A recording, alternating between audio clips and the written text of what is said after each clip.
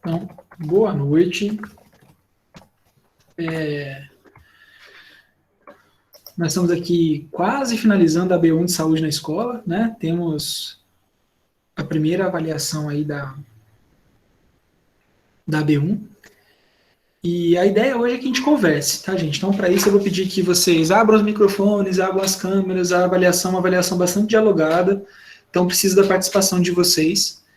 E uma ideia agora é que a gente consiga começar a juntar tudo isso que a gente começou a discutir a respeito do conceito de saúde, de promoção da saúde, da questão da epidemiologia, com a Covid, sob o olhar aí da saúde na escola e na comunidade. Então, esse painel de discussão, ele deve se embasar naquelas leituras que eu mandei para vocês, né, além das aulas, os conceitos que a gente viu aqui nas aulas, e o interesse é que a gente forme uma visão mais ampla a respeito da nossa situação atual, pensando na educação no ensino básico, né, e também de como isso pode se desdobrar no futuro, que a gente sabe que o Covid veio, teve e está tendo efeitos duradouros sobre os processos educacionais, processos educativos, que vão se desdobrar ao longo do tempo. Então, vocês, enquanto profissionais, vocês vão se deparar com esses problemas, né, daqui para frente, nos grupos de alunos que vocês forem ensinar, e, inclusive, a gente pode traçar paralelos até com o nosso próprio ensino, né, com as coisas que a gente tem vivido aqui na universidade, com os processos todos. Então, eu queria que a gente começasse discutindo justamente esse panorama geral. Então, quando vocês veem, né, desde que começou a pandemia, desde que a gente teve que mudar para um sistema remoto, e principalmente focando no ensino básico, tá, gente? Vamos tentar focar o nosso olhar aqui, não necessariamente no ensino superior, apesar de serem possíveis algumas relações, mas no ensino básico. Para vocês, enquanto formandos, né, na educação básica, o que vocês acham que mudou até o momento? E como que vocês acham que isso pode influenciar a prática profissional de vocês? Então eu vou jogar algumas perguntas e vocês podem ir conversando um com o outro, tá? Não vou fazer uma pergunta para cada pessoa, não. Luiz levantou a mão, fica à vontade para iniciar, Luiz. Professor, boa noite, colegas. Eu acredito que de agora por diante nós temos um novo desafio, né? O desafio já era muito grande, né? No quesito educação, né? Básica no Brasil, né?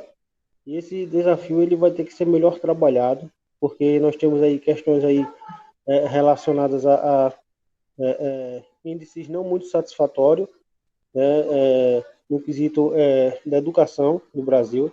E agora também vem a questão psicológica, né? Que eu acredito que a questão psicológica, para a grande maioria dos alunos do ensino básico, ela será um fator primordial também a ser trabalhado, né? No possível retorno, né?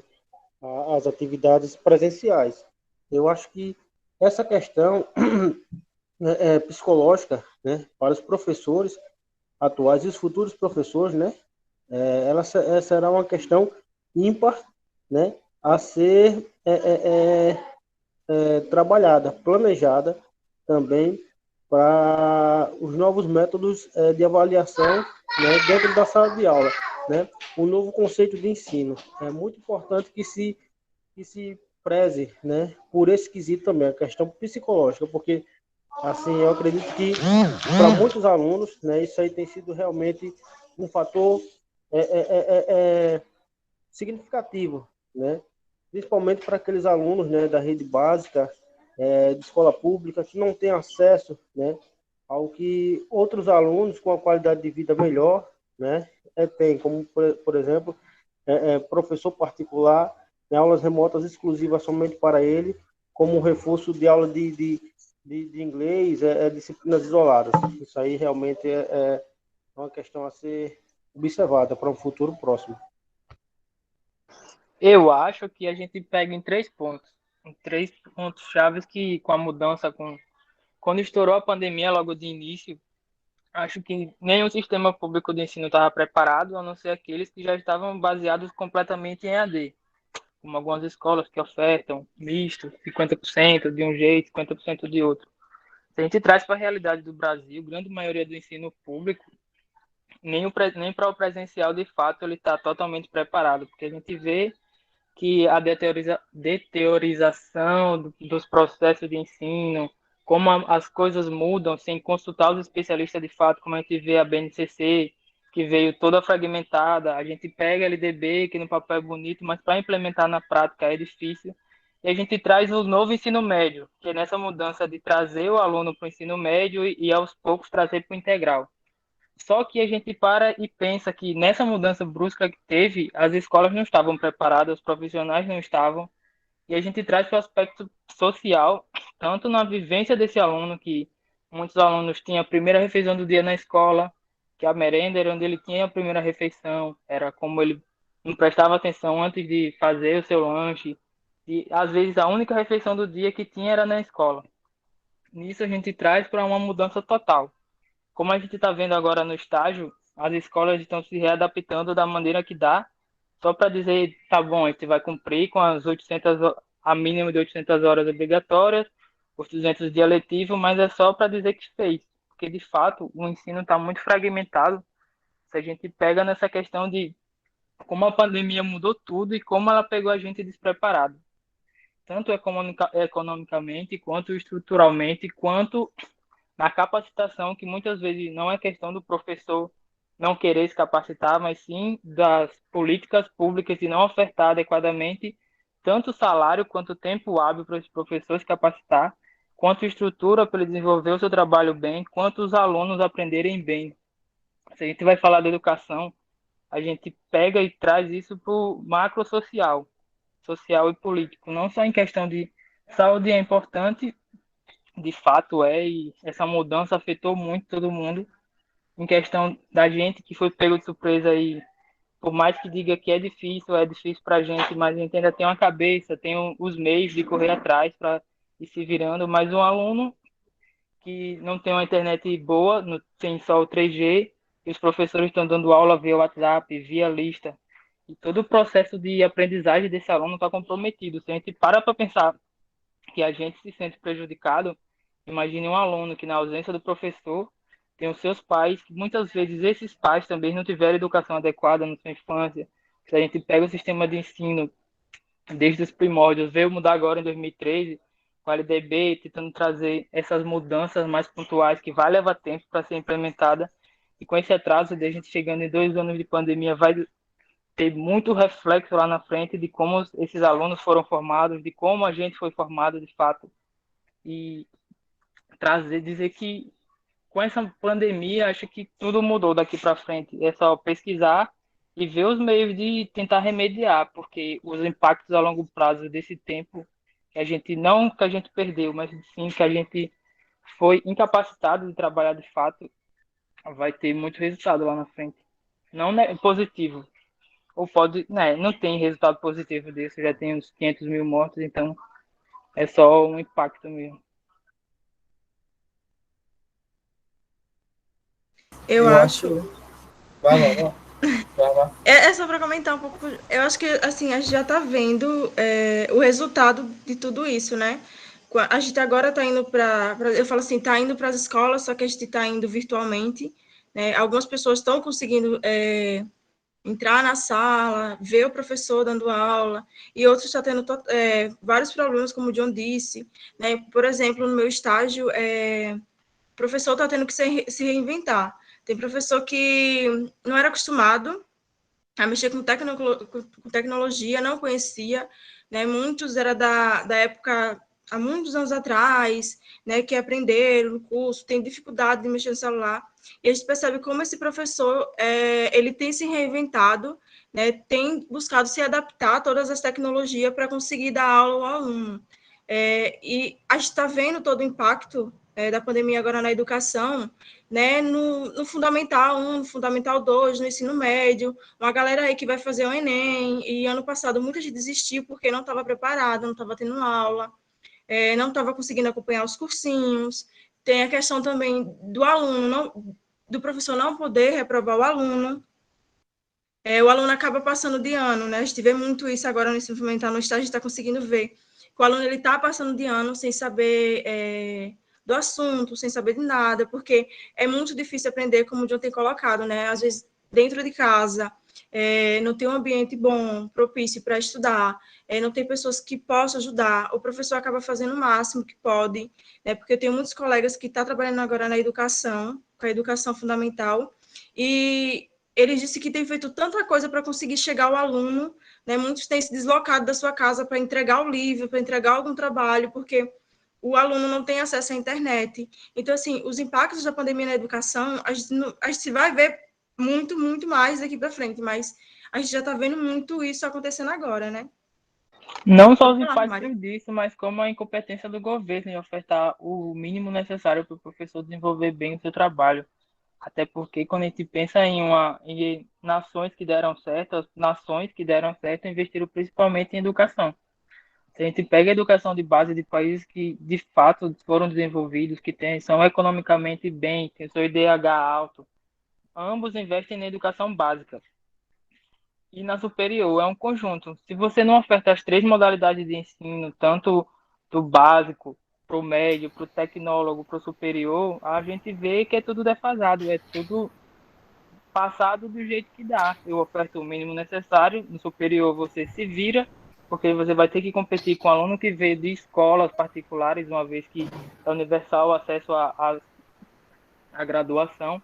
E a gente vê que, quando a gente pega em cursos que são vistos como elite, a gente vê que boa parte das vagas ocupadas são de alunos que tiveram uma boa base, porque os pais puderam ofertar, porque eles se matricularam em escolas boas e tudo mais. E o que o governo deveria fazer, que é esse o ponto-chave, o que linka a pandemia, que só veio trazer a público o que já era existente e agora ficou mais evidente ainda, é a incapacidade do governo de traçar políticas públicas que deem certo, consultar as pessoas certas para fazer as políticas públicas de ensino. E a gente vê que tudo isso é feito nas coxas, não só nesse governo, como fruto de outros, mas nesse a gente vê bem pior. Pessoal, só para organizar rapidinho antes da Lidiane falar, é o seguinte, para a gente poder organizar uma lista de fala, vamos usar o mecanismo da mãozinha aqui do Google Meet, que daí a gente vai ficando todo mundo em fila, já sabe a ordem de falar. Para poder consultar, é só clicar nas pessoinhas, que aí aparece a lista de quem está na fila antes ou depois de você, né? Outra coisa, vamos tentar dar oportunidade para mais pessoas falarem também, né? Óbvio, eu gosto quando vocês participam, isso não é direcionado, viu, John? Mas só para todo mundo falar, já vi que é um processo avaliativo, para todo mundo participar mesmo, e podem se falar entre vocês. E essa interação que aconteceu agora, por exemplo, o John opinando na fala da Valkyria, é muito importante para eu ver vocês desenvolvendo o assunto de uma forma que não seja uma prova oral, porque a ideia disso aqui não é ser uma prova oral, tá? Não é uma prova oral. É a gente discutindo sobre um tema, beleza? Então temos aí na fila agora, ó, Lidiane, Luiz, Juliette, Pedro, vocês vão acompanhando. Então, bora, Lid. Deixa eu ligar minha câmera aqui para você ficar mais apresentável. Sim, boa noite. Professor, eu gostei bastante da dinâmica até aqui da discussão, de tu colocar uma pauta e a gente participando, só que a gente se organizou em grupo também, eu queria saber se seria possível, a gente fez até uma pequena apresentaçãozinha, slide, com os temas que a gente foi puxando, os PDF que a gente pesquisou, para ver se seria possível a gente fazer o debate, porque tem umas pessoas que ficam mais tímidas, assim, para ligar a câmera e falar. Se tinha como. A Caiane, eu acho que eu estava perguntando ela no grupo se ela já estava com o PC tudo ok. Acho que uns 10 minutinhos, e são umas 8 pessoas no nosso grupo. Aí cada um, colocou em pauta algumas questões e separou por tópicos e vai... Ô, Lid, desde que todo mundo fale, porque a ideia aqui é uma avaliação um pouco mais individualizada, mas eu não vejo problema, não. Isso. Tá bom. Tá Tudo certo. Aí pula para a próxima pessoa que levantou a mão e, se possível, a gente faz essa questão depois que mais pessoas falarem. Beleza, então. Então, próximo aí na fila é Luiz.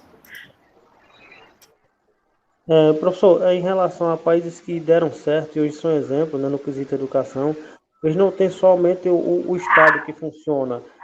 Todos os setores eles funcionam em sincronia, né? E a sociedade também é vigilante a todos esses acontecimentos. A tudo que, pois a questão da educação, ela é a única questão ímpar que ela é capaz de desenvolver uma nação por completa, né? uma nação que eu desconheço nação hoje no mundo, que ela tenha índices de educação satisfatório, que ela seja colocada como uma nação não bem desenvolvida, né? Como uma nação que enfrenta muitas desigualdades sociais. Então, eu acredito que a educação ela é reflexo de uma nação, né? Se o país ele não vai bem, né, no quesito educação, possivelmente, né, essa nação ela tem outros setores que não funcionam em sincronia, né, e acabam sendo questões latentes, né, e negativas a colocação dessa nação como parâmetro mundial. Juliette? Eu só queria também aqui ressaltar, né, sobre a importância também da saúde mental nesse momento, né? E atingindo todos os países, né, em geral, não só a gente, mas todos em geral.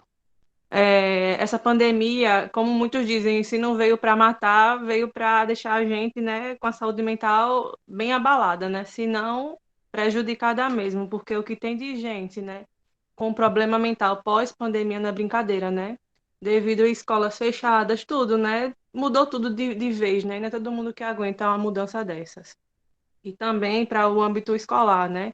As mudanças também que os professores terão que adaptar também, vendo esse lado do aluno também, como ele vai estar, essa saúde mental, né? E todos nós, que foi uma mudança muito brusca de tudo, né?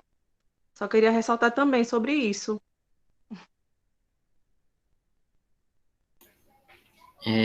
Quando a gente fala bastante sobre essa questão de Covid e impacto na educação em si, a gente também tem que levar em consideração que a educação é um direito de todo cidadão.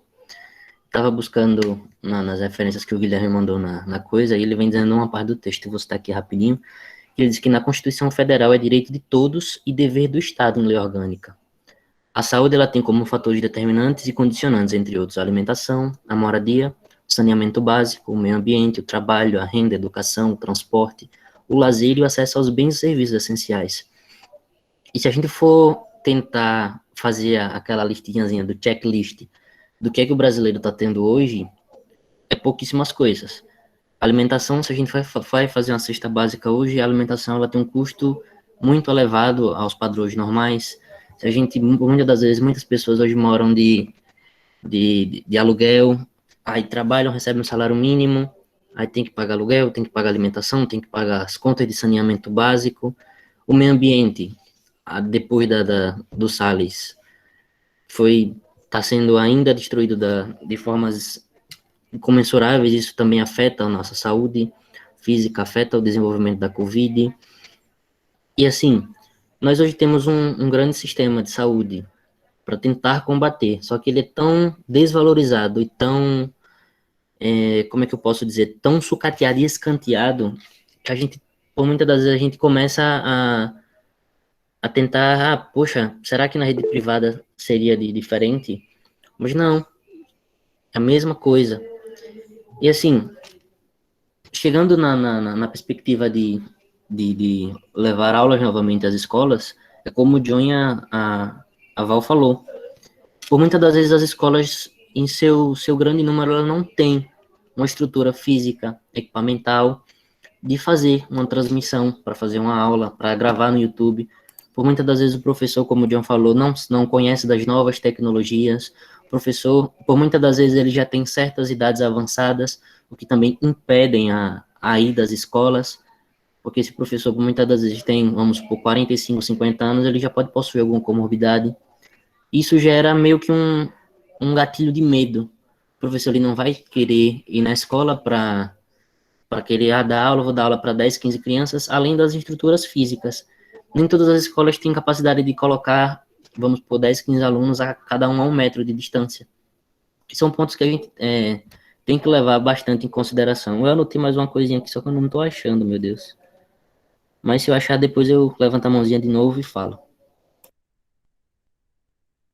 Bom, só ressaltando que todos já falaram, só falar um pouco em relação à questão da desigualdade em si, que foi bem ressaltado pelo John e pela Val, principalmente, no início da discussão, onde a gente percebe que basicamente a pandemia, ela escancarou, ela jogou na nossa cara assim que aqui tem desigualdade e aqui está o problema. Foi basicamente isso. Que a gente percebeu, a gente já tinha essa noção, principalmente quem já procura entender, procura analisar dessa forma, a gente já tinha essa noção que o grande problema do país era a desigualdade social, era a disparidade entre ricos e pobres, e a pandemia ela veio para escancarar aqui aí. Ricos está aqui, eles conseguem e vocês não conseguem. Vocês são pobres e vocês não conseguem. Eu cito o exemplo aqui da minha cidade, que a cidade é a maioria aqui, e as escolas privadas particulares, elas voltaram às aulas presenciais há mais de 6 meses. E as escolas públicas municipais, estaduais, estão aí levando a forma que dá há 2 anos. Ou seja, é que havia a disparidade e a desigualdade já escancarada na nossa cara. E a pandemia ela só veio para afirmar esse fato e aumentar ainda mais essa disparidade. E ressaltando também o que o João falou em relação a isso, que a longo prazo, e muita gente foca no agora, e não está errado, foca no momento agora, mas a gente pensa pouco sobre como vai acontecer e sobre como vai funcionar quando isso tudo acabar, que é o processo a longo prazo. E a gente tem que entender que se essa desigualdade ela já é escancarada nesse momento e já é um grande problema nesse momento, quando acabar vai ficar bem maior. Vai ficar bem maior. Imagine esses garotos, esses alunos das escolas privadas daqui da minha cidade, que já estão há mais de 6 meses já estudando presencialmente, que eles já tinham uma disparidade em relação aos alunos de escola pública municipal. Imagine quando acabar a pandemia, que eles vão ter mais de 1 ano de disparidade em relação a isso. Se eles já estavam à frente, imagine mais 1 ano. Eles vão ficar bem mais à frente, e a gente pode ver isso refletido em vestibulares, em universidades, e etc., fazendo com que o rico, entre aspas, fique cada vez mais rico, e o pobre cada vez mais pobre. Sou eu, professor? Nem sei. Então, era exatamente sobre o que eu ia falar, só que de outra maneira, né? Na questão da desigualdade. Quanto a pandemia afetou principalmente as pessoas mais pobres, né? Porque isso é nítido e em todos os sentidos. Como é que eu falo? Aqui onde eu moro, por exemplo, trazendo aqui para minha realidade, as crianças, elas não estão tendo aula assim remota, como a gente, aulas gravadas, nem nada. Os professores só enviam as atividades e os pais que se virem do jeito que eles que der, entendeu?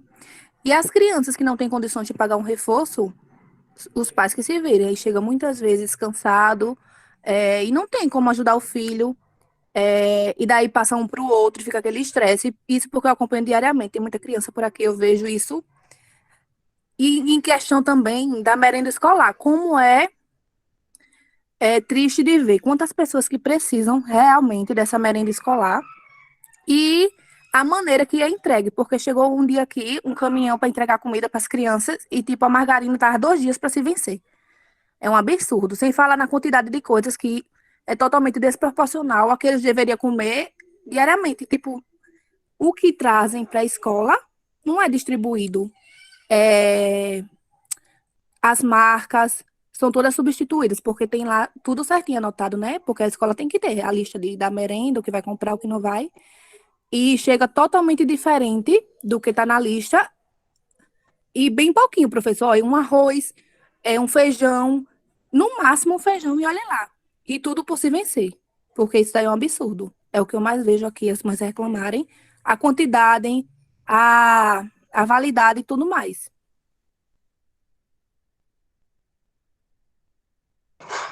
Voltando para a parte dos professores, assim... Ô, David. Eu vejo... Oi. Só um minutinho que tem gente em sua frente ainda. Ah, é? Eu pensei que era... Isso. Lá. Então, beleza, aguardo, sim. Então, como o pessoal aqui estava comentando, né, esse problema das merendas, da superfaturação, é um caso à parte. Eu já ouvi em um podcast até um técnico do TCU comentando que ficava inviável até mesmo de tentar fiscalizar as escolas, porque via todo esse problema, toda essa superfaturação, e aí quando se fecha uma escola dessa, toda uma família, né, acaba sofrendo com esse processo, ou seja, é um ciclo tão vicioso e tão desgraçado que você não consegue nem punir os corruptos, nesse caso, porque quando você pune, tem que fechar a escola, tem que fazer toda essa, averiguar tudo, e aí esses alunos ficam sem assistência, né? Porque o que a gente vê? Que o ensino básico, ele serve para muitas dessas famílias como uma creche para esses alunos, e devido a essa pandemia, não só a rotina dos adultos, dos pais, como das crianças mudaram, isso afetaram de um modo em que os pais não conseguiram se adaptar, os filhos, os alunos não conseguem acompanhar, e as metodologias que antes se usavam não se pode se empregar, porque se mudou tudo, a gente viu isso no ensino médio, se mudando tudo, e não houve tempo para que os professores conseguissem se capacitar, né? E o que a gente vê no ensino superior, que é uma das minhas grandes preocupações, é que a gente vê um processo, não só de agora, mas que se vem caminhando, é que a educação se tornou um negócio para que alguns que têm grandes interesses, e aí você vê cursinhos ganhando muita visibilidade, as universidades particulares se tornando muito mais visíveis do que antes era o prestígio de uma universidade pública. Então, há um interesse enorme com que se acabe de uma vez o sistema de educação, como acontece com o sistema de saúde. Eles têm, como se fosse um plano coordenado para que vá se definhando ao ponto que a sociedade acredite que a única solução é privatizar. Quando não, se tornando tudo isso em um negócio, a sociedade acaba perdendo o que é básico e o que é direito. A gente vê isso tudo se arquitetando, tudo se construindo para que se chegue em um fim, e o medo é que não tenha voltas depois que a gente acabe perdendo esses direitos. Aí agora sim, David, depois antes de Nayeli falar, eu queria jogar mais uma pergunta, beleza? Então, eu ia falar um pouco referente àquela parte da educação. Dá para ouvir, professor? Ou tá onde? Dá? Porque assim, o que eu vejo é que já era, né, já era antes da pandemia, já se tinha uma dificuldade enorme de poder fazer com que o aluno fique presente na aula, que ele participe, que ele, como é que eu posso falar, que ele se identifique com o conteúdo. E agora, com a pandemia, tá mais difícil. Como uma colega falou aí antes, muitas das vezes não tem a videoaula, e os professores só mandam o material, e a grande maioria das vezes, eu digo porque eu já vi parente meu que recebe os materiais, e quem responde são os próprios pais. Então, praticamente o interesse do aluno diminui bastante com essa mudança drástica na educação, né, no jeito de ensinar, e com isso o ensino cai bastante, porque assim, apesar de os jovens hoje estar mais tecnológico, usa o celular, o smartphone, entra em redes sociais, mas para certos tipos de coisa, eu acredito que muitos estão leigos, ou muitos não se interessam. Aí, como a aula já não é mais presencial, é muito mais difícil de prender um aluno numa videoaula, ou até no próprio conteúdo que é mandado via WhatsApp.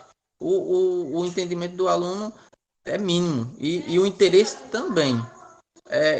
Eu vejo que com essa mudança, infelizmente, por conta da pandemia, está regredindo o ensino, está dificultando. A universidade é um caso à parte, né?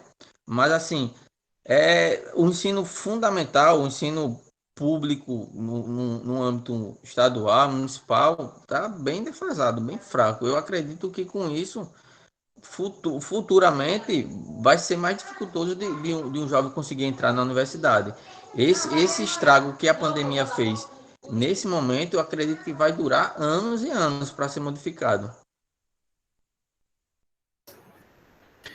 É interessante, pessoal, porque não sei se vocês percebem, na verdade, a pandemia, ela só expõe as feridas que o nosso sistema educacional acumula desde muito tempo, né?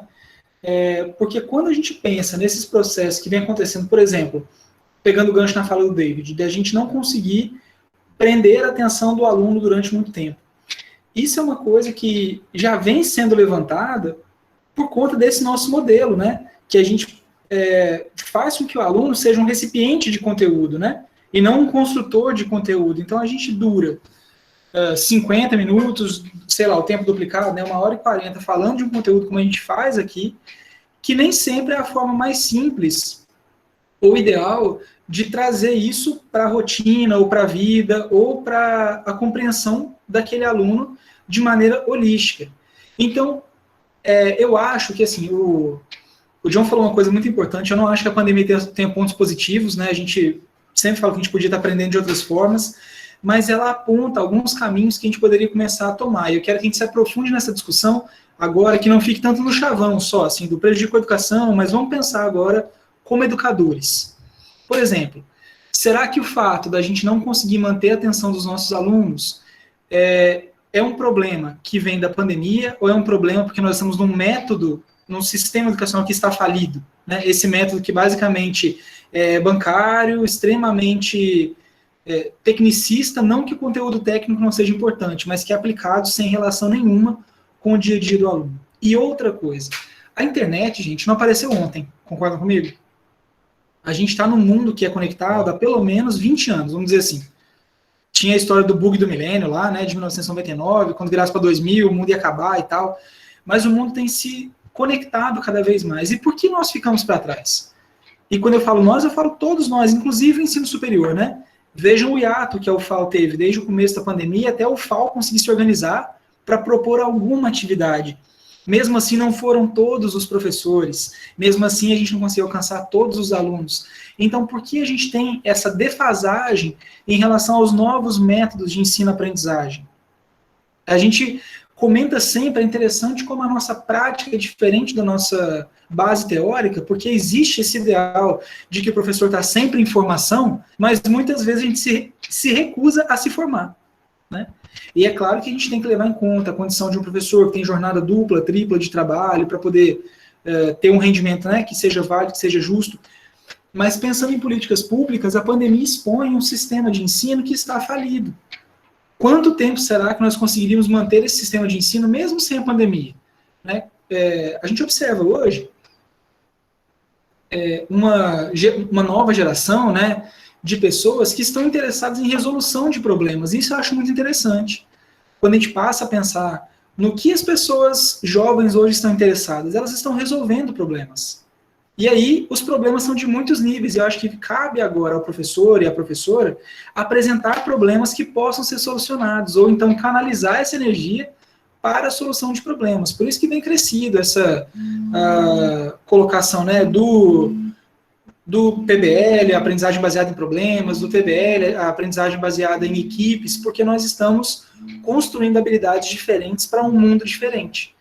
A gente se formou num mundo que vinha pensando no Brasil, né, que vinha de uma pós-ditadura militar, então a gente tem uma influência positivista enorme, né, a nossa bandeira do Brasil tem um lema extremamente positivista, que é a ordem e progresso, e a gente traduziu essa ordem em muitos sistemas educacionais, inclusive, né, então a ordem é todo mundo sentadinho um atrás do outro, professor na frente, todo mundo em fila, a gente caminha até um determinado lugar, e a gente foi abafando essas organizações, assim, que são mais livres, mas que ao mesmo tempo podem dar mais espaço para diferentes tipos de expressão.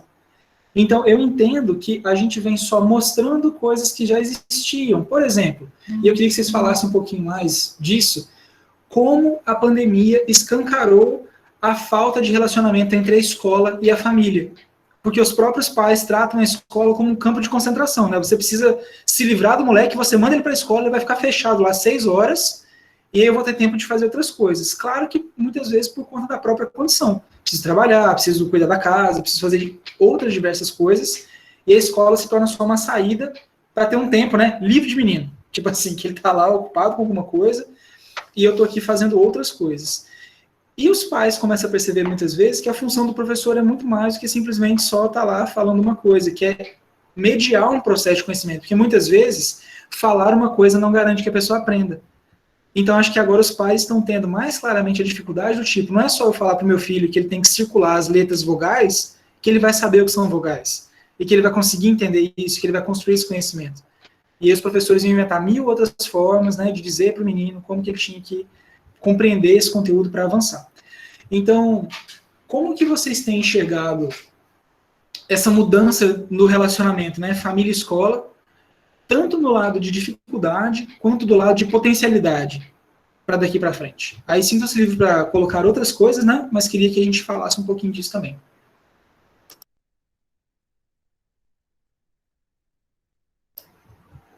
Precisam que relembre a lista das mãozinhas aqui, quem está na fila? Tá, a primeira na fila aqui é a Nayeli, depois a Lidiane e depois Pedro. Boa noite, gente. Primeiramente, assim, em relação aos profissionais, né? Antes de adentrar em relação ao relacionamento entre escola e família. Mas eu acredito e concordo, né, com tudo que foi falado, principalmente, assim, em relação a deixar tudo mais visualmente, porque eu acho que estava precisando, não que era necessária uma pandemia, né? Mas, por um lado, foi só, assim, para a gente ter a percepção da dimensão do verdadeiro estrago que está, né, está cada vez piorando, que é esse sistema educacional, porque, assim, é parar para pensar, se a escola é para todos, e quando você vai fazer uma matrícula, ninguém quer saber se você é pobre, se você é rico, se você é branco, se você mora num povoado, se você mora numa cidade, se você é zona rural, se você é zona urbana, mas, no entanto, quando a gente adentra no ambiente escolar, o próprio ambiente escolar, ele é responsável por disseminar a exclusão.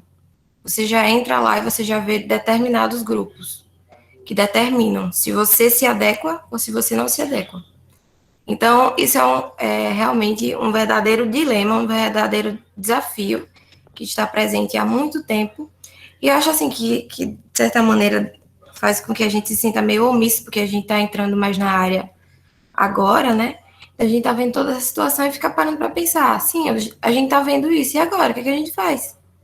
E agora? O que é que dá para fazer? Né? Porque, assim, a pessoa fica meio que de mãos atadas. E outra questão também que reflete muito é porque a gente sabe, tipo, tá se formando na área da educação, mas a gente tem que estar sempre aprimorando nossos conhecimentos, tá? Tem que estar sempre aprimorando nossa formação continuada, né? Como a gente já aprendeu, até mesmo na nossa graduação. Então, vamos lá. A gente está vendo que os professores têm que estar se inovando, né, em relação ao ensino. E cadê a formação continuada para os fins tecnológicos dos professores? Por que está tendo tanta dificuldade para as aulas remotas? Então, é um problema que já é antigo e ficou mais notório agora, mas não é uma novidade. Há quanto tempo tem professores que não sabiam sequer fazer um slide? Eu sei, assim, que é simples para a gente, né? Mas para muitas pessoas é complicado e precisa, sim, ter essa formação. Então, esse momento foi assim, um boom que juntou muitas coisas ruins, né, refletiu muitas coisas ruins, não só para os alunos, né, mas como para a educação no geral. Então, a partir do momento que a gente vê várias questões que não estão resolvidas, e outra questão também que, na minha opinião, né, professor, em relação à sua pergunta, que tem essa questão. Para os pais, a responsabilidade de educar é da escola. Meio que foi esquecida essa responsabilidade de educar seu filho. É como se fosse responsabilidade do meio escolar dizer o que é certo, dizer o que é errado. Então, acabou tendo essa negligência dos pais. Então, a partir do momento que você tem que conviver mais com seu filho, foi perdido também essa questão. Você acabou deixando de lado a convivência com seu filho, ter paciência de estar com seu filho, ter paciência de querer ensinar alguma coisa ao seu filho. É claro que a gente sabe que existem N realidades, N situações, então muitas vezes os pais viam a escola como responsáveis pelos seus filhos, né? Você ia fazer suas atividades, seus compromissos, e a escola que deveria se responsabilizar pelos seus filhos. Onde, na verdade, não, é uma parceria, não adianta a criança, o adolescente estar aprendendo na escola, chegar em casa e ver tudo ao contrário. Então, aquilo não... Porque o principal exemplo vem da onde? Da base familiar, né? Então, é um verdadeiro dilema, né? E eu acredito que, assim, a relação entre família e escola é muito estreita, porque existe uma resistência, muitos pais não gostam de ouvir outras pessoas opinando sobre o tratamento, sobre a educação do seu filho. Eles não gostam. Tem essa resistência, né? Ah, pra que eu quero saber disso? Essa mulher não tá com meu filho, né? Ela que tá com ele. Cadê que ela quer explicar a ele, né? E outra questão também, professor, que eu queria, já que tá pulando o assunto, né? Mas como foi falado muito das desigualdades, eu acho que foi uma coisa que eu fiquei muito pensando sobre. Se tá difícil, né? Até pra gente, essa experiência que a gente tá vivenciando. Muita gente passa por momentos de desmotivação, N momentos. Mas, assim, imagina como é que tá a educação inclusiva nesse momento. Como é que está sendo algum aluno que tenha alguma deficiência, alguma coisa, como é que está sendo o acompanhamento, como é que está sendo a aprendizagem desse aluno. Então, são coisas assim que se a pessoa parar assim para pensar, meu Deus, dá um desespero. E eu acredito que, assim, que esses momentos são fundamentais, porque às vezes a gente precisa só de uma palavra para ter um start, para refletir algumas questões que realmente, assim, vamos pensar como peças e vamos construir possíveis soluções, né? A gente sabe que a gente não vai salvar o mundo, mas a gente fazendo um pouquinho, refletindo um pouquinho mais sobre algumas questões, a gente pode chegar em um acordo e realmente eu sou totalmente favorável que esse sistema educacional já está mais do que ultrapassado. E, professor, uma coisa que me espanta é que a gente aprende uma coisa na faculdade, mas a gente não está nem atuando, olha que a gente está em estágio remoto, né? Vamos dizer assim, está tudo atípico. Mas a gente vê que até tem uma resistência para a gente até compartilhar, porque, assim, ele já tem experiência, a gente está com conhecimento um pouco mais atual, né? Vamos dizer assim. E existe essa resistência, como se o que a gente tivesse, que a gente está sabendo agora, não tivesse valia, porque dissesse, você está começando agora, você sabe de quê? Você não, entendeu? Complicado, é isso aí, acho que não tem mais nada a acrescentar, não, até então.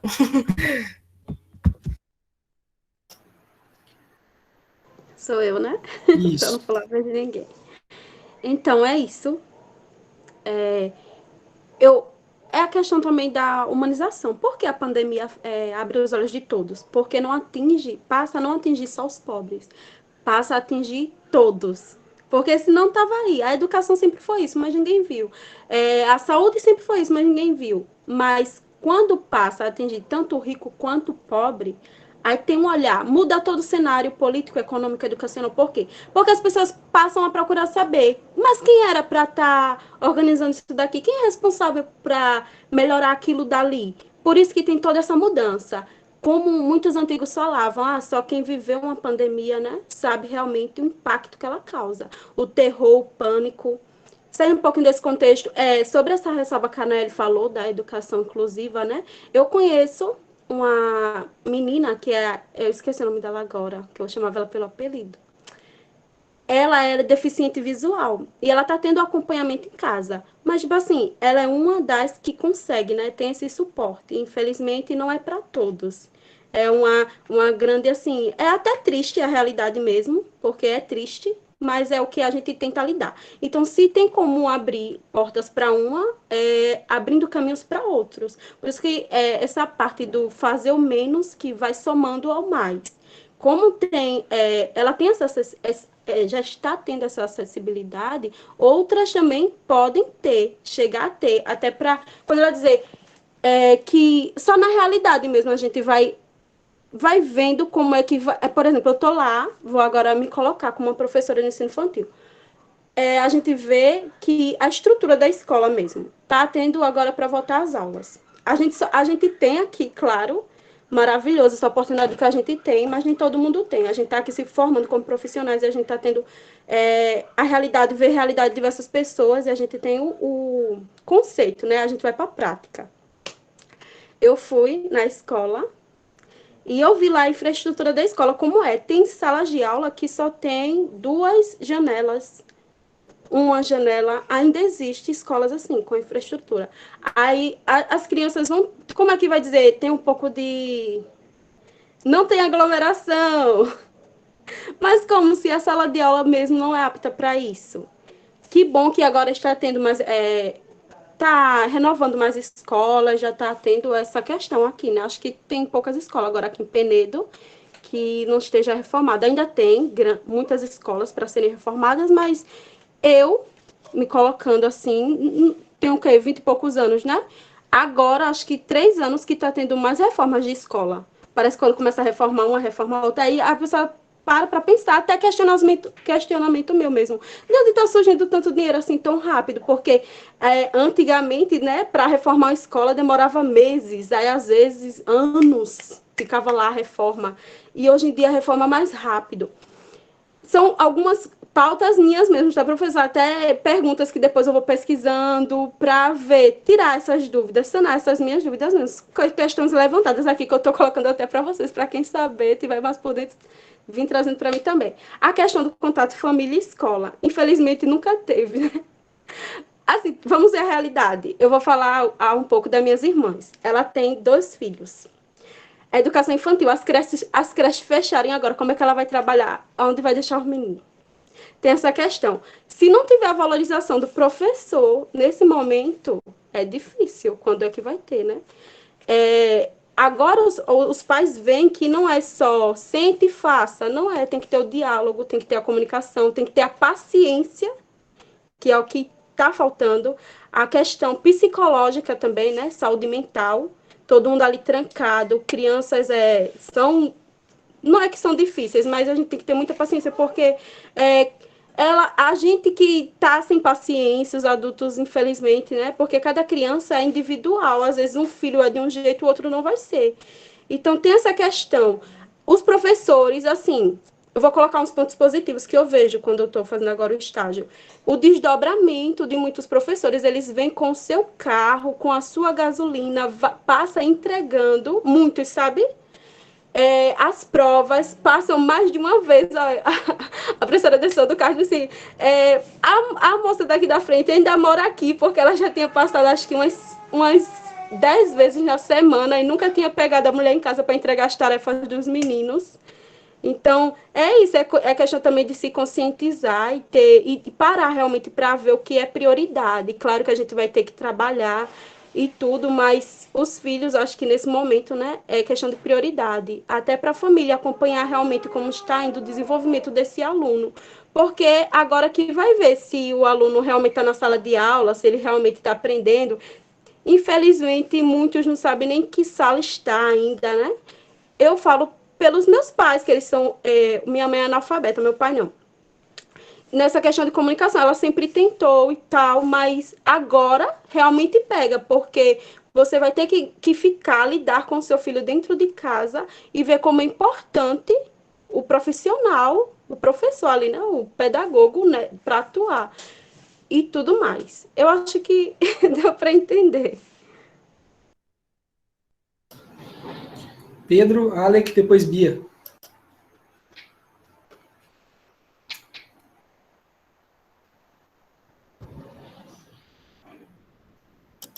Bora, Ney.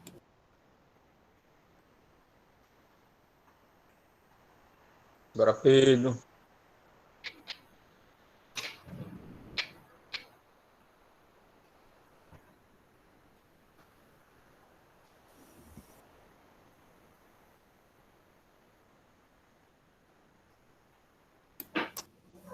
Bora, meu amigo. O Pedro dormiu, falou. Tá na Disney. Bom, eu vou falar, caso o Pedro apareça, eu inverto a ordem. Pegou mesmo meu bordão de tá na Disney, meu pai. Eu gosto muito de trabalhar com essa questão de números, porque eu creio que, acho que não só para mim, acho para todo mundo, os números eles chamam bastante atenção. Não é à toa que vimos o poder que tiveram as mais de 500 mil mortes de Covid no país. E assim, a pandemia ela veio, como muitos falaram, para escancarar, não só para nós, mas também para o mundo inteiro, as reais condições com que nós nos encontramos vivendo há décadas. E assim, um ponto que a Nayeli falou muito importante é se para nós, que somos pessoas sem nenhum transtorno, conseguir esse atendimento digno de educação, imagine para pessoas que têm algum tipo de déficit, algum transtorno, são deficientes e tudo mais. Eu eu gosto de buscar, enquanto estava buscando alguns nomes durante o debate, o pessoal falando, uma coisa que me chamou a atenção. Eu, particularmente, eu tenho um problema muito sério em prestar atenção 100% do tempo no que está acontecendo aqui no ambiente virtual.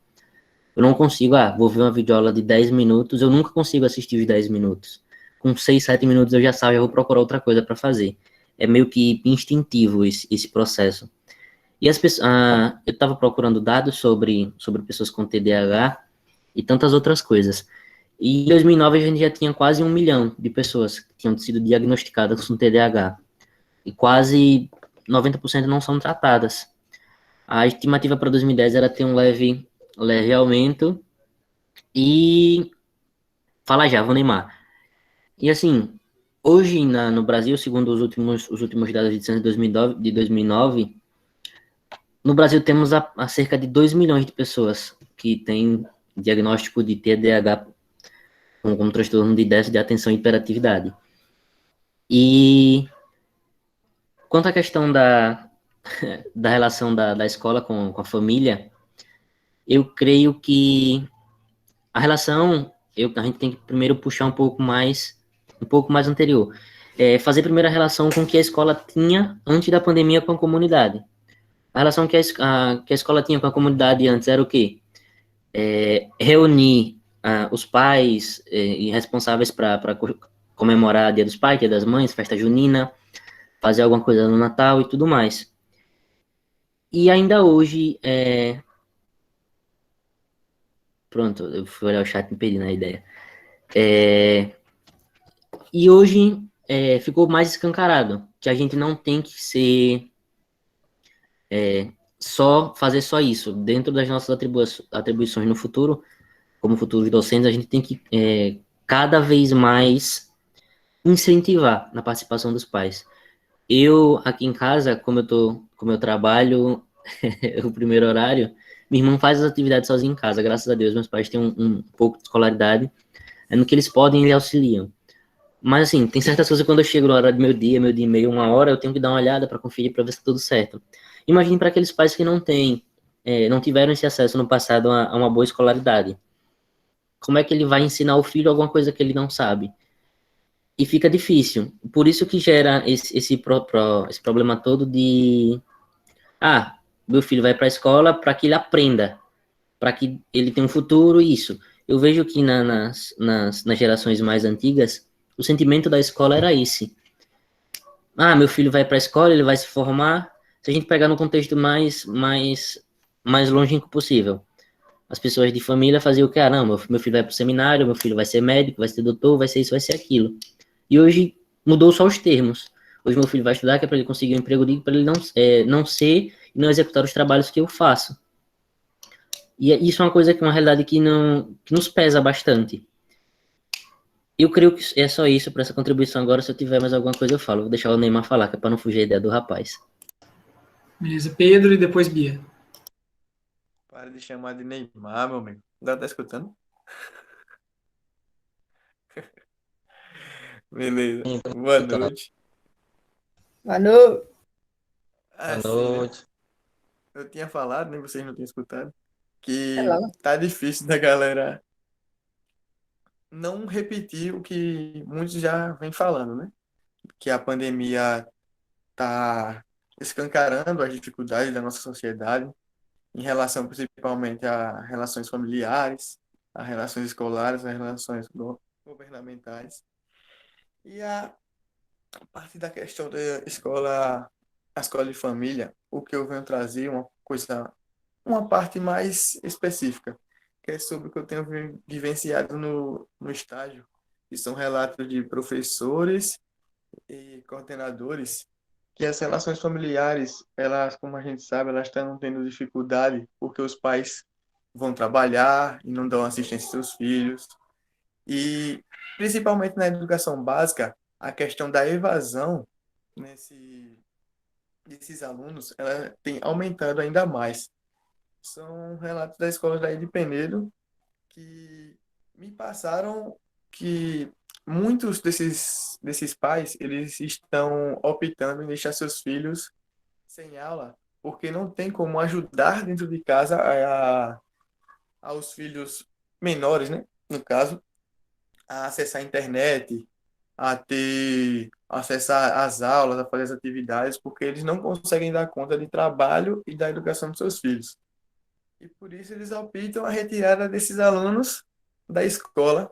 E falando também da questão, que eu acho que foi o Ali que falou, que os professores não aparecem na aula porque tem que dar aula para 5, 6 alunos, 10 alunos. Os professores ficam desmotivados e argumentam não ter, como é o nome, capacidade de dar aula apenas para a quantidade mínima de alunos, de 10, de 5 alunos. Só isso para acrescentar, por enquanto. Queria fazer um adendo antes do próximo. É coisa rápida. Foi mal, você que era você, E isso não acontece só na educação básica. A gente mesmo, a gente for parar para observar, alguns dos nossos professores que já tiveram essa dificuldade de trabalhar com toda essa questão digital. Não é uma particularidade só da educação básica. Mas, graças a Deus, muitos deles já melhoraram e continuam melhorando. Bia? Pronto, agora sou eu. Primeiramente, boa noite. Eu estou achando muito interessante tudo isso, porque é muito importante nós escutarmos, por mais que seja o mesmo assunto, só que cada um vai ter uma fala diferente, cada um vai ter uma experiência diferente para poder contar, né? E inúmeros pontos negativos nós podemos encontrar nesse período. Só que também eu acredito que tem alguns pontos positivos, que como já foi muito frisado, que nós acabamos descobrindo depois dessa pandemia, né? Algumas maneiras que nós poderíamos chegar na sala de aula para que cada vez mais o ensino fosse mais proveitoso. Mas, ressaltando mais separadamente, a questão do despreparo das escolas, dos professores e dos alunos. Por quê? Só agora, nesse momento que estamos vivenciando, que nós podemos destacar muitas coisas que ocorrem. Por exemplo, a sala de aula com os professores. Muitos professores vivem na sala de aula há muito tempo, então, eles não têm o hábito de utilizar a tecnologia, porque é visível hoje em dia. Se você pedir para o seu pai e sua mãe mexer no celular, eles vão mexer em algumas funções básicas, mas se você pedir para um aluno, para uma criança, ela já vai saber mexer em muita coisa. A mesma coisa é a sala de aula. Quando a pessoa acaba acompanhando alguns alunos, você vê que muitos professores conseguem dar uma aula interativa através de vídeos, de outras coisas, mas muitos deles não conseguem. No máximo, vai fazer ali uma atividade, uma folha, e vai passar para os alunos. Só que quando a gente trabalha com alunos de ensino fundamental, eles estão muito atrás do lúdico, eles querem ver, eles querem ouvir. Senão aquele dali, querendo ou não vai despertar cada vez mais o interesse dele. E as escolas, elas acabaram vendo as dificuldades, porque, como já foi frisado, a questão do data show, muitas pessoas não sabem nem o que é isso. Quando eu falava aqui anteriormente, porque para mim já era uma coisa bem no dia a dia, né? Porque vive falar uma coisa e outra. Mas muita gente não sabia. Até hoje, muita gente não sabe nem como vai mexer no data show, como é uma aula assim. E a relação da família e da escola com tudo isso que está acontecendo. Eu digo que agora fez com que os pais, eles pudessem saber que o quanto eles precisam estar presentes na sala de aula. Porque minha mãe e minha família é professora. Então, a minha mãe é daquele jeito que ela vai atrás do aluno e tudo mais. É daquele professor que tem duas coisas. Tem professores que estão ali na sala de aula, que ele não está preocupado se o aluno está vindo ou não. Porque a gente sabe que sempre tem profissionais de todas as maneiras, né? Já tem outros que estão preocupados se o aluno está participando, eles se disponibilizam de ficar o dia todinho. A maioria das vezes, os diretores, coordenadores dizem, olha, se você só tem até meio-dia, por exemplo, se o horário for de manhã.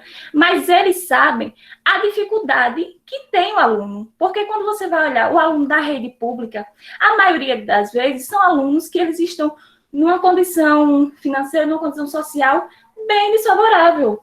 Eles estão à mercê de muita coisa. Como foi frisado no começo pelo Alec, a questão do que designa o termo saúde. A gente sabe que está no papel, porque, na realidade, a maioria das pessoas não tem acesso a nada. A maioria das pessoas nesse tempo de pandemia, como a gente vive frisando bastante, como é que um pai vai conseguir ensinar o filho? Como é que um pai vai conseguir estar ali no dia a dia com o filho se ele precisa trabalhar? Se ele não sair, ele não vai conseguir dar o básico do filho comer, do filho sobreviver. Então, muitas coisas foram colocadas em pauta. Mas também, que eu digo que ponto positivo, a participação dos pais. Eu posso dizer, por a realidade de colégio, que eu vejo que muitas escolas, que tem escolas que os alunos, a defasagem está enorme. Os alunos não participam, nada, mas tem outros que os pais cada vez mais estão ali presentes, estão preocupados e estão cobrando mais ainda, né? Porque agora eles estão também participando desse processo mais ativamente.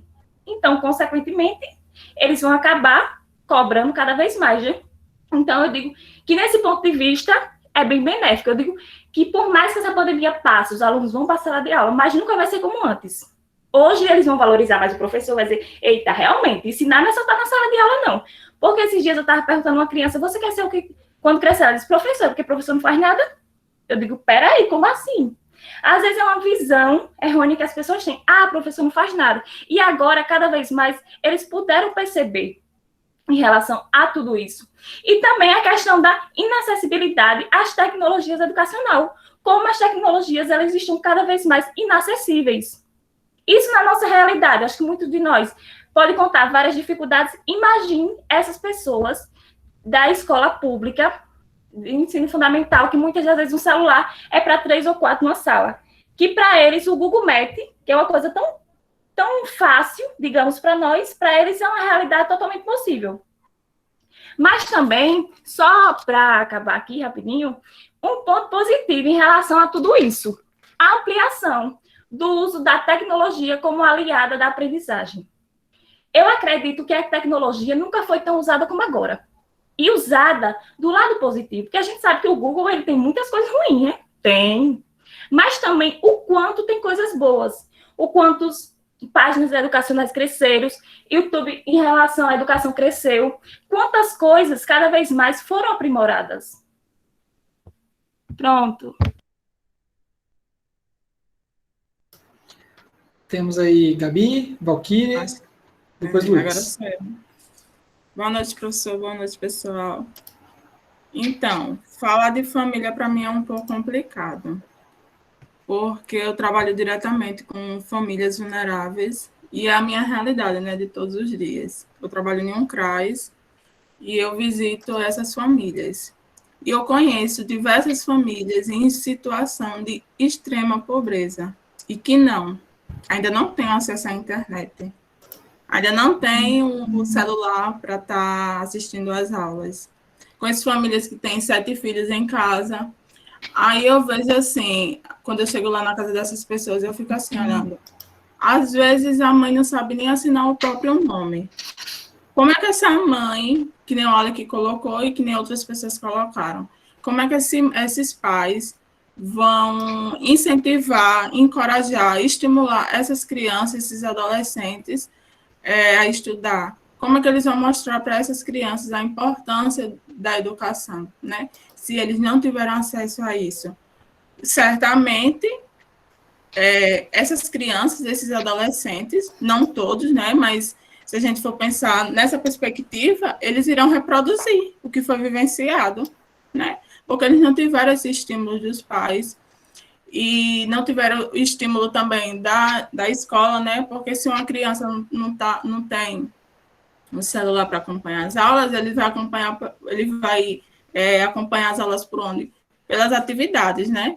E muitas vezes eles nem se sentem incentivados a fazer essas atividades. Muitas vezes até não tem um café da manhã para tomar, não tem um almoço. Como é que você vai fazer uma atividade? Como é que você vai sentar em uma cadeira, fazer uma atividade, se você nem tomou seu café da manhã? Se você não tem nenhum almoço, se na sua casa não tem nem água potável para você beber, você tem que ir com a sua mãe num rio, num córrego, pegar água para tomar banho, para beber, vai lavar roupa, né? Então é muito complicado. Graças a Deus, né? Muitas famílias se esforçaram e colocaram como prioridade o celular, mas eu acredito que abriram mão de tantas outras coisas para comprar esse celular, né? Às vezes divide com os filhos, às vezes essas atividades, essas tarefas dos professores superlotam o celular, né? Às vezes os pais, como colocaram também aí, estão preocupados, às vezes não estão trabalhando, estão procurando trabalho. Aí, como é que vai sentar com o seu filho se tem outras questões também, se o básico não está sendo ofertado para a sua família? Então, é muito complicado. E em relação aos professores, acho que agora com o estágio, né, a gente está acompanhando mais de perto, os principais desafios que eu vejo é a questão do engajamento dos alunos, né? Eu acompanhando, quando é no dia de estágio, eu só vejo quando o professor diz, começou a aula de ciências, bom dia, pessoal, só vejo lá, pessoal, colocando só o nome, né, para colocar na frequência, mas eu não vejo interagindo com o professor. E esse professor que eu estou estagiando, ele é super didático, ele manda vídeos, ele manda áudio, ele manda um monte de coisa, e eu não vejo essa interação dos alunos. Muitas vezes é falta de estímulo, às vezes nem levantou da cama, ainda está na cama deitado, acompanhando a aula, né? Então, é muito complicado. Acho que é isso.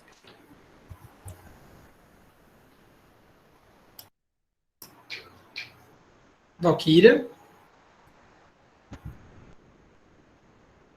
Oi, professor. Eu vou falar um pouco sobre essa relação. A Gabi tinha falado, realmente, existe muito essa situação de casas que não tem celular, não tem acesso à internet. Mas eu estava olhando aqui umas pesquisas, ela falando, eu comecei a olhar, porque eu vi que realmente mudou. Que é de 3 a cada 10 crianças, de 4 a 6 anos, tem smartphone. Então, de 3 a cada 10 crianças possuem acesso a smartphone. Isso, quando a gente fala isso, a gente vê que muitas crianças hoje, como eu estava falando aí, elas são super avançadas nessa questão do YouTube, do TikTok. A gente vê muitas crianças do Free Fire, a gente vê tendo acesso a essa tecnologia. E aí eu me pergunto, tem pessoas que realmente estão em situação muito vulnerável, que às vezes não tem nada para comer em casa, não tem acesso à água potável, mas a gente viu que essa pesquisa foi de 2019. De 2019 para cá, muitas pessoas passaram a ter acesso ao celular. Pode não ter acesso à internet, porque o plano de internet ainda é caro, mas passou a ter acesso ao celular. E a gente percebe que hoje as crianças elas estão muito avançadas nessa questão de tecnologia. Elas sabem mexer mais, eu tiro isso para minha mãe, porque minha mãe tem 60 anos e ela não sabe mexer em nada. E meu sobrinho de 3 anos já sabe mexer em tudo, inclusive é ele que ensina ela. Então, assim, sobre a questão também desse relacionamento de escola e família. Toda escola tem que ter um conselho, que é formado tanto pelos professores, quanto por um discente, né, por um aluno, e por um pai, né? Ou por um pai ou uma mãe, para formar esse conselho nas escolas. Esse conselho tem que existir em todas as escolas. Eu descobri isso, eu não sabia, quando eu estava fazendo estágio, primeiro estágio de gestão, e aí uma coordenadora comentou com a gente que ir lá no travou o nome. PPP. Isso. Tem lá que tem que existir esse conselho, que é justamente para que os professores consigam dialogar com os pais, consigam passar as informações. Só que, tipo assim, essa relação ela não existe. Tá lá, mas é aquela coisa que não existe. Que tem que ter reunião a cada 3 meses com os pais para falar sobre o andamento do aluno na escola. Essas reuniões também não acontecem. As reuniões acabam não acontecendo. Então, assim, os pais só é chamado uma vez, quando está chegando perto da recuperação, que o professor acaba falando para os pais, seu filho está bem na escola, seu filho está tirando notas boas, ou falando que o filho está ruim. Ou quando a criança é muito danada, né, os pais acabam indo toda semana lá, porque a criança está muito danada, e o professor ou o diretor liga para a mãe ir lá. Tem também, eu falo sobre a negligência dos pais. Isso eu vejo muito, eu olho muito para a realidade, estou falando da realidade agora da minha comunidade, de muitos pais que, assim, são muito negligentes com essa questão da escola. Tipo, por mais que tem muitos pais, eu já tenho uma mãe que eu super sou fã dela, porque mesmo que ela não saiba ler nem escrever, ela sempre fica apoiando o filho dela. Tipo assim, você tem que ler, você tem que fazer a tarefa que a professora mandou. Mas também tem muitos pais que sabem ler, que têm acesso e que não incentivam, né? Os pais esperam que a escola acolha o filho como eles acolhem, né? Que cuide do filho. Mas a escola também espera que o pai incentive a criança em casa, né? Incentive ele a estudar, incentive ele a fazer as tarefinhas, incentive ele a ler e escrever. Eu não posso me colocar como exemplo de tudo, porque assim, nem meu pai nem minha mãe sabem ler e escrever. Minha mãe só sabe escrever o nome dela, né? Porque ela se quer feio colocar o dedinho. Ela se quer muito feio. Mas, assim, desde muito nova, minha mãe sempre falava assim, minha filha, você vai ter que estudar, viu? Vai ter que ser alguma coisa na vida. Eu não fui nada não, mas você tem que ser. Então, sempre quando eu chegava assim, mãe, eu passei na Prova Brasil. Mãe, eu não sabia nem o que era a Prova Brasil. Ela assim, boa, continua estudando. Era isso que ela dizia para mim. Então, assim, a escola espera que os pais também incentivem, que torça pelo desenvolvimento do filho. Quando o filho chega com a prova, eu tirei 10. Ótimo, meu filho, você tirou 10, continue estudando. Por mais que ele não entenda do assunto. Mas acho que torcer também incentiva o aluno, incentiva o filho, né? A gente sabe que, eu não estou falando assim do geral, porque a gente sabe que há situações que não tem nem como comentar. Outra coisa, quando há essa relação, essa ponte entre a escola e a família, nota-se um melhor acompanhamento, tanto da criança na sala de aula, o professor tem mais facilidade de conversar com o aluno, tem mais facilidade de passar a atividade para ele, porque ele tem um incentivo em casa. Não é aquela criança que, tipo assim, o professor passa uma tarefa para casa. E aí a gente sabe, colocando novamente, porque eu tenho muito medo de ser julgada aqui, que, assim, tem pais que não sabem ler e escrever e não tem como ajudar a criança, mas tem muitos pais que sabem ler e escrever também, que não incentiva a criança a fazer atividade de casa. Aí, como o aluno chega na escola sem a tarefa feita, como é que o professor vai conseguir passar o assunto para o aluno? Se ele passou o assunto em casa e não teve, tipo assim, aquela continuidade, né? Porque por mais que a gente passe o assunto aqui, a gente quer que a criança, em casa, termine o assunto, faça atividade, é uma forma de aprender mais sobre o assunto, e às vezes isso não acontece. Então, assim, eu vou falar mais rápido. Então, essa relação devia acontecer, mas não acontece. Deve ser esperado dos dois lados, mas também os pais hoje estão vendo o que é que o professor passa na sala de aula. Não tem como deixar só para o professor a responsabilidade de educar o filho, porque essa responsabilidade vem do lar e da escola. A responsabilidade é dos dois. Quando os dois trabalham juntos... Já vou parar, Lucas. Quando os dois trabalham juntos, as coisas começam a acontecer, começam a fluir. Antes de passar a palavra aqui para o Luiz, pessoal, só para a gente se organizar, é o seguinte, não precisa se preocupar quem não conseguiu falar ainda, porque eu já abri um fórum na disciplina e nossa avaliação continua nesse fórum, certo? Então, se não der tempo de você falar, ou se você queria falar mais alguma coisa que você não foi contemplado, o tópico já está aberto, a gente pode continuar a discussão ao longo do fórum, e o fórum vai ficar aberto a semana toda até segunda-feira, beleza? Então, vai fazer parte da avaliação também, que assim todo mundo tem chance de se expressar, porque o tempo realmente está ficando um pouquinho curto, tá? E aí, inclusive, já coloquei mais algumas leituras lá no fórum para vocês se embasarem um pouquinho mais, tá? Então, a gente faz uma avaliação continuada mesmo, né? Durante a semana a gente vai discutindo lá nos tópicos desse fórum. Para a gente começar a encerrar, nós temos 20 minutos, né? Eu acho que dá pano para manga isso que a gente vai falar agora. É interessante, à medida que a gente vai falando, como a gente percebe que a escola, na verdade, ela é um fator de proteção. Quando a gente falou, né, de fatores de risco, fatores de proteção, a presença da criança, do jovem, do adulto na escola é um fator de proteção. Então, ela é um fator de proteção, por exemplo, contra a desnutrição, porque pelo menos uma refeição vai ser feita, né? Ela é um fator de proteção com relação a doenças mentais, porque tem um processo de socialização, tem um processo de vivência em comunidade, e muitas coisas que nós temos perdido durante a pandemia. E vocês citaram, por exemplo, a própria questão do ensino, né, das pessoas com deficiência, e é interessante pensar que a gente não precisa nem ir tão longe para ver que os alunos, mesmo que a gente não leve em conta a situação econômica, e as alunas vão experienciar esse momento fora da escola de maneira diferente. Então, por exemplo, já foi relatado, né, que a gente teve um aumento de gravidez das meninas que não estão na escola. E eu queria que a gente debatesse um pouquinho disso. Por exemplo, como que a escola ela é um fator de proteção para diversas situações, né? E como que vocês acham que a ausência das pessoas na escola nesse momento pode causar agravos à saúde em diversos aspectos, tá? Então aí temos na fila Luiz, Maiara, depois Joyce.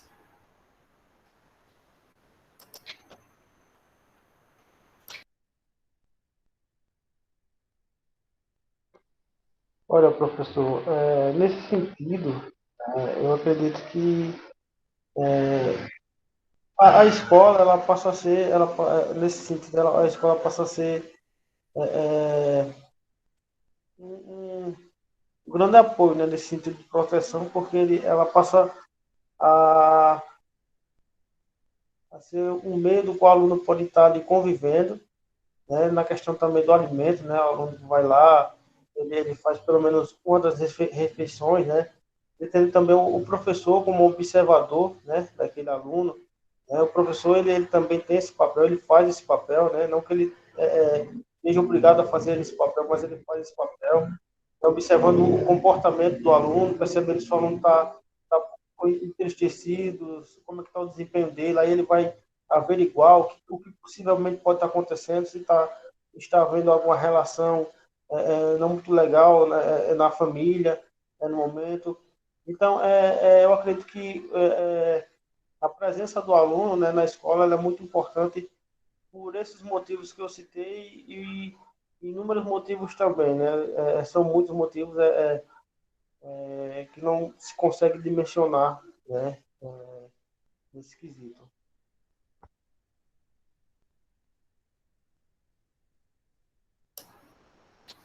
Maiara? Sim, sim. Boa noite. O meu comentário vai partir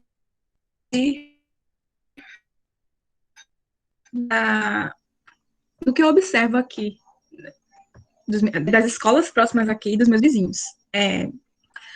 A escola, ela tem um papel fundamental na vida das crianças aqui, porque as crianças ficam acolhidas, as crianças têm apoio dos professores e elas enxergam nos professores essa pessoa confiável, mais confiável do que os próprios pais, porque dentro das casas, muitas vezes, assuntos como sexualidade não são tratados, são proibidos. Eu moro na zona rural, então aqui esse assunto é ainda mais tabu.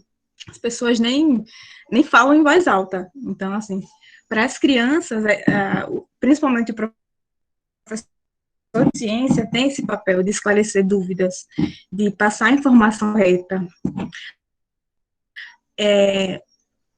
Não somente no sentido de evitar gravidez, mas evitar outros tipos de problemas. Não que gravidez seja um problema, mas na adolescência não é o desejado.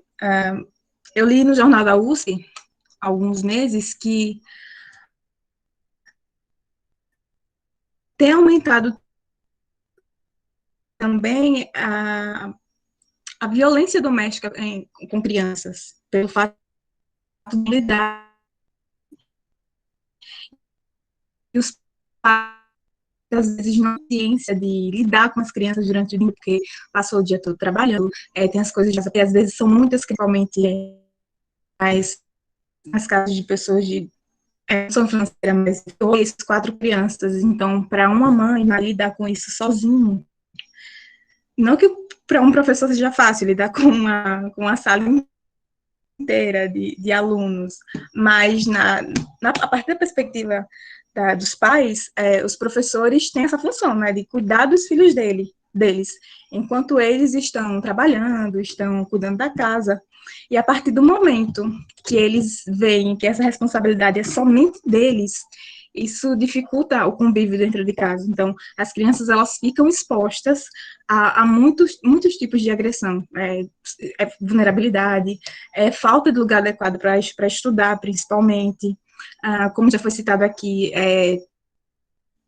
deficiências de tecnológicas, nem todos os pais. Por exemplo, o meu vizinho, ele só tem um celular, a casa dele inteira só tem um celular, ele tem 3 filhos. Então, é um celular para 3 crianças estudarem. E assim, não é um celular que tem uma memória muito boa. Então, são diversos detalhes que dificultam, colocam essas crianças em situação de vulnerabilidade, pelo fato de elas não conseguirem aprender. É isso.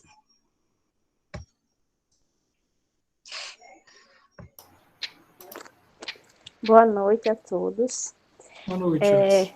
Com esse novo tema, né, que surgiu agora, ele vem para refletir mesmo bastante. A questão da alimentação, como todo mundo sabe, quantos adolescentes, crianças vão para a escola só para ter aquela alimentação, né, aquela alimentação saudável.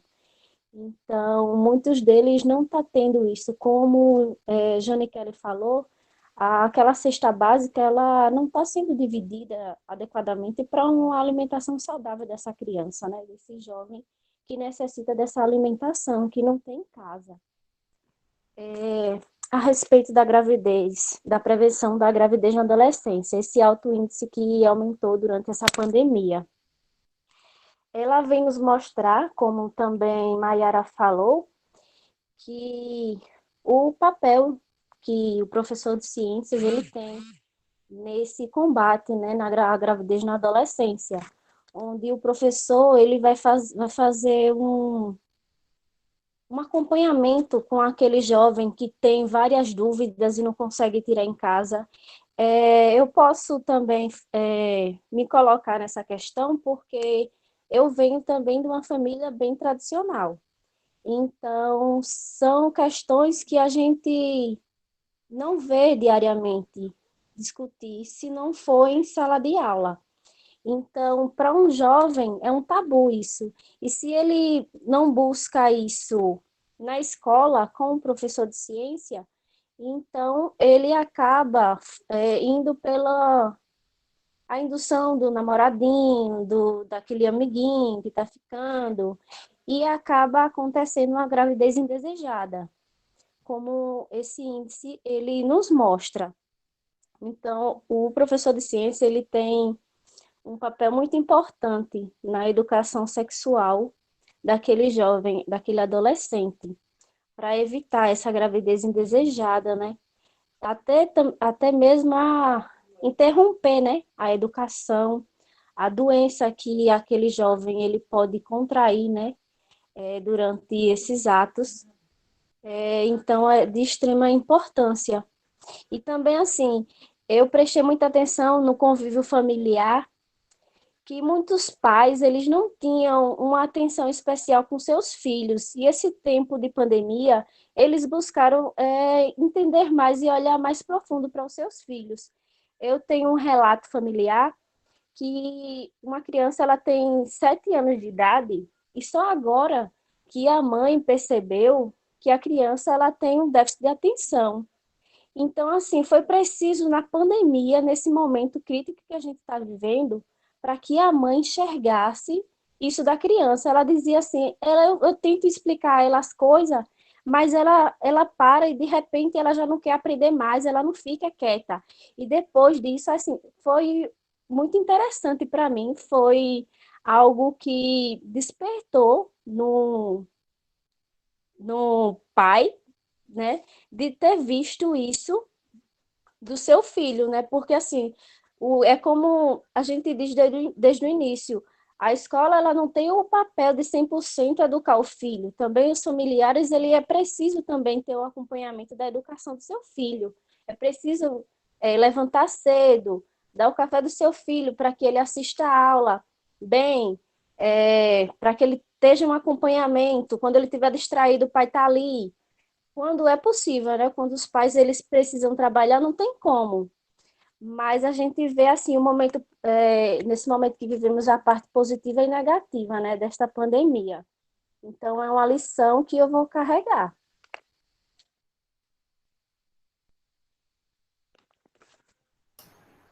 Então, a gente, como a gente está vendo, né, tem esses problemas aí de gravidez indesejada nessa adolescência. Porém, há um outro problema também que eu percebo, é a gravidez na adolescência desejada e inconsequente.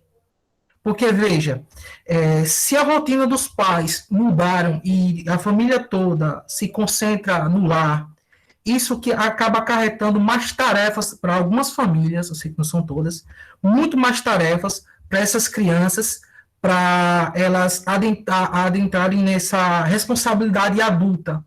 E o que ocorre é que muitas dessas pré-adolescentes, 11, 10, 14 anos, têm o seu namorado, têm esse trabalho excessivo nas suas casas e percebem que se eu for estar vivendo debaixo desse teto, trabalhando e cuidando dos meus irmãos, por que não eu posso cuidar dos meus filhos?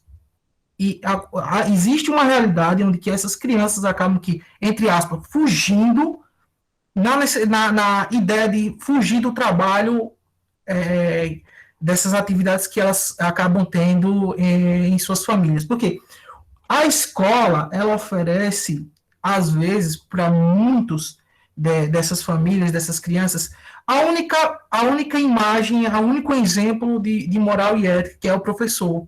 O professor, a professora, se acaba se tornando o pilar para aquela criança. E esse distanciamento e essa falta da presença do professor acaba acarretando, fomentando esse tipo de problema.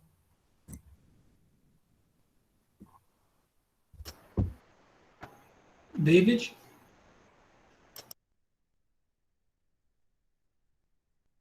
Oi, professor. Se quiser passar a minha parte para outra pessoa, vocês já não falaram, eu já falei. Eu não ouvi, não. Não, até agora só tem sua mão levantada. Pode ficar à vontade, se quiser falar. Não, eu levantei porque esqueci mesmo. Mas já que eu estou aqui, eu falo.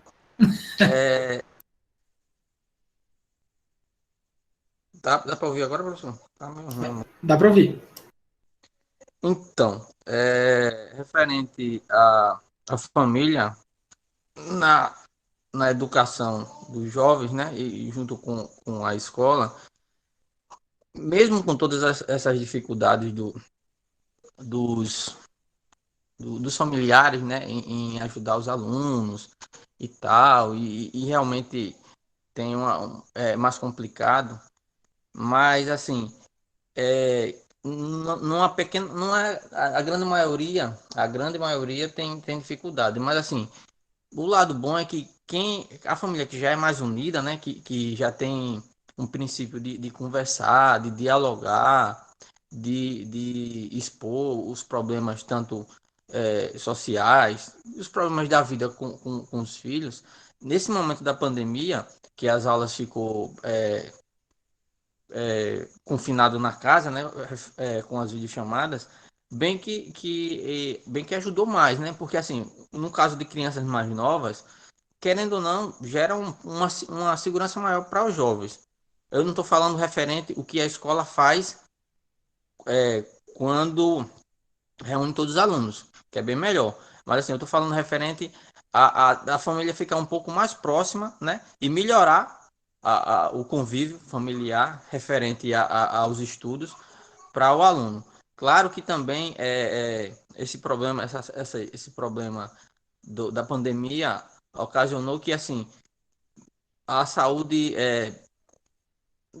do jovem ou da criança piora um pouco mais, porque assim o convívio com outras pessoas, o convívio social do aluno com outros alunos, com o olho a olho, né, o presencial com o professor, é bem melhor. Você ouve ideias mais abrangentes, você conversa, você interage mais, né? Até mesmo um toque, você pegar de mão de um amigo, né, um abraço, de um amigo, de uma amiga, é sempre bem melhor. Mas assim, dentro dessas dificuldades, né, se a família for, não é o caso, infelizmente, né?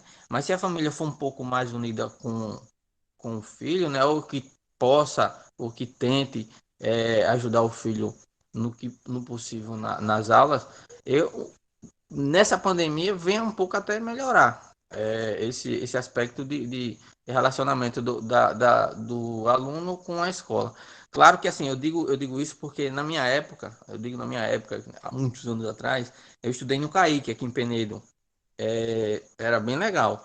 O meu pai não tem graduação, meu pai tem só um nível fundamental incompleto, mas eu via na escola, eu via da escola. Isso eu já via quando era criança, que assim, a escola buscava muito os pais, na época, né? Buscava muito os pais para interagir, para ver o dia a dia do aluno, para ver. Eu tinha mais medo, né? Porque assim, de aprontar e meu pai, quando o professor chegasse, falasse: Ó, o fulano de tal, o David aprontou aqui, mas assim, eu era mais tranquilo. Mas assim, a escola levava meus pais, a gente via, na época tinha peça teatral, né? O meu pai me via que eu tinha engajamento, tentava me expressar, tinha apresentações. Mesmo antes da pandemia, eu tô vendo que isso tá fugindo um pouco mais. Eu não vejo a escola, não sei se é por conta da correria, da demanda maior de alunos, mas depois do meu ensino médio, pronto, quando eu estava no ensino médio, já não via um vínculo maior da escola buscando os pais, né? E agora, com a pandemia, ficou mais difícil, até porque também tem o pessoal que trabalha, tudo, mas eu não vejo mais aquele engajamento da coordenação, dos professores em buscar os pais, tentar conversar, fazer aquela roda de diálogo, como eu já vi, já presenciei isso quando fui aluno, né? Os professores dizendo: olha, seu filho tem dificuldade nisso, mas ele é muito bom naquilo. Eu acho que assim, essa pandemia tá abrindo um leque, né?